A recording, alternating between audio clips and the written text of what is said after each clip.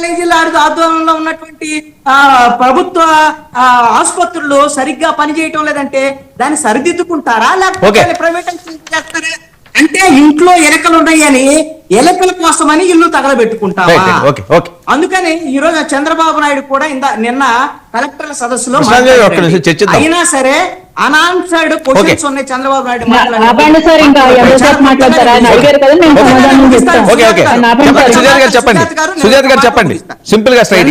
Chandrababu Naidu unanswered questions కొన్ని right చేశారు.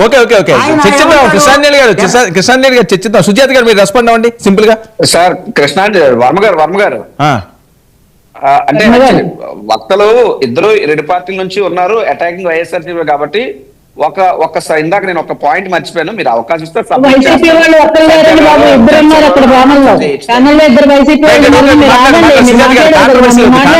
మాట్లాడండి అమ్మా, మాట్లాడండి, ఆవేశపడద్దు, మాట్లాడండి, కంటిన్యూ. ఐ విల్ అలౌ, నేను అభ్యంతరం పెట్టను, ప్లీజ్ కంటిన్యూ. ఈ వైసీపీ వాళ్ళకి ఇప్పుడు చంద్రబాబు నాయుడు గారు కానీ పవన్ కళ్యాణ్ గారు కానీ లోకేష్ గారు కానీ కలిసి ఉండడం మరి గొంతులో వెలక్కాయ పడ్డట్టుంది. వీళ్ళు గోతికాడు నక్కల్లా కాచుకుని కూర్చుని ఏ చిన్న అవకాశం దొరికినా వీళ్ళు కూటమిని విచ్ఛిన్నం చేసేద్దామనే మాటలు మాట్లాడడం అది కామన్. ప్రతి వైసీపీ ప్రతినిధి ప్రతి వైసీపీ కార్యకర్త చేసే పనే ఇది. కానీ కృష్ణాంజనేయులు గారు ఏదో జగన్మోహన్ రెడ్డి గారు అదే మోడీ గారి చెవిలో ఉండి ఆయన మాటలు విన్నట్టు, లోకేష్ గారి గురించి కూటమి గురించి ఆయన ఏదో విన్నట్టు భలే కథలు చెప్తున్నారు ఇక్కడికి వచ్చి.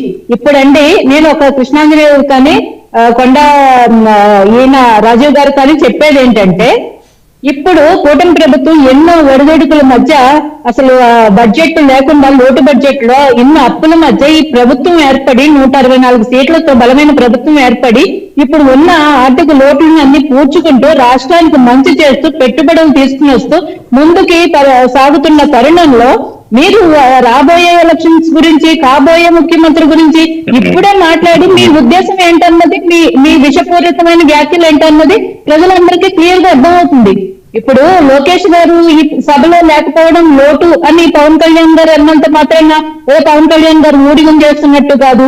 అదే పవన్ అన్న బాటలో మేము నడుస్తున్నాం, మా పవన్ అన్న అని లోకేష్ గారు అన్నంత మాత్రాన పవన్ కళ్యాణ్ గారికి లోకేష్ గారు భజన చేస్తున్నట్టు కాదు. వాళ్ళకి మ్యూచువల్ రెస్పెక్ట్, అది మ్యూచువల్ అండర్స్టాండింగ్. అది మేమందరం కలిసికట్టుగా ఒక బాధ్యతగా ఒక ప్రజలకి మంచి చేయాలనే ఉద్దేశంతో ముందుకు వెళ్తుంటే మీరు ఇటువంటి లేనిపోని పిచ్చి పిచ్చి మాటలు ఎందుకండి, అనవసరమైన వ్యాఖ్యలు ఎందుకు? ఇప్పుడు రాష్ట్ర ప్రజలకు ఏమైనా అది ఉపయోగపడే వ్యాఖ్యలా? ఇప్పుడు ఎవరు ఏంటి భవిష్యత్తులో ఎవరు ఏంటన్నది ప్రజలు నిర్ణయిస్తారు. ఇక్కడ డిబేట్ లో కూర్చుని కృష్ణాంజనేయులు గారు కొండ రాజీవ్ గారు కాదండి నిర్ణయించేది. రాష్ట్ర అభివృద్ధి గురించి ముగ్గురు కలిసి పనిచేస్తుంటే మీకు కళ్ళల్లో నిప్పులు ఎందుకు పోసుకుంటున్నారు? అలాగే ప్రభుత్వ హాస్పిటల్స్ లో గురించి చెప్తున్నారు. ప్రభుత్వ హాస్పిటల్స్ లో మరి అండి మీరు కొడాలి నాని గారు కానీ వల్లభనేని వంశీ గారు కానీ ఈ కోవిడ్ లో కానీ ఎప్పుడన్నా వాళ్ళు జబ్బుల బారిన పడినప్పుడు ప్రైవేట్ హాస్పిటల్కి ఎందుకు పరిగెట్టారండి? ప్రభుత్వ హాస్పిటల్ ఎందుకు జాయిన్ అవ్వలేదు?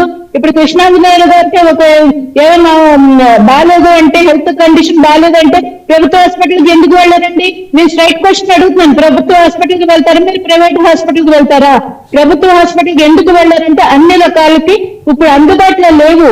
గతంలో ఉన్న మన దగ్గర ప్రభుత్వంలో ఉన్న ఫండ్స్ ప్రకారం మన దగ్గర అంత మెరుగైన వైద్య విధానం లేదు, అన్ని పరికరాలు లేవు. అవన్నీ కల్పించడానికే కదా ఇప్పుడు సెంట్రల్ గవర్నమెంట్ ఇచ్చింది. గతంలో చంద్రబాబు నాయుడు గారు ఎందుకు కట్టలేదు అని అడుగుతున్నారు. అప్పట్లో సెంట్రల్ గవర్నమెంట్ ప్రపోజల్ లేదు కదండి, సెంట్రల్ గవర్నమెంట్ ప్రపోజల్ ఇచ్చింది. ఇప్పుడు 500 కోట్ల రూపాయలు అవుతుందండి, సెంట్రల్ గవర్నమెంట్ 300 కోట్ల రూపాయలు ఇస్తుంది.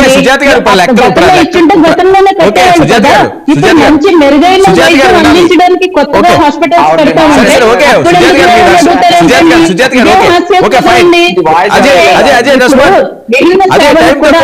ఉంటే సార్ అప్గ్రేడ్ అవుతున్నారు కదా, దానికి అడ్డుపడి గతంలో ఎందుకు లేదు ఇప్పుడు అదే రెస్పాండ్ వర్మ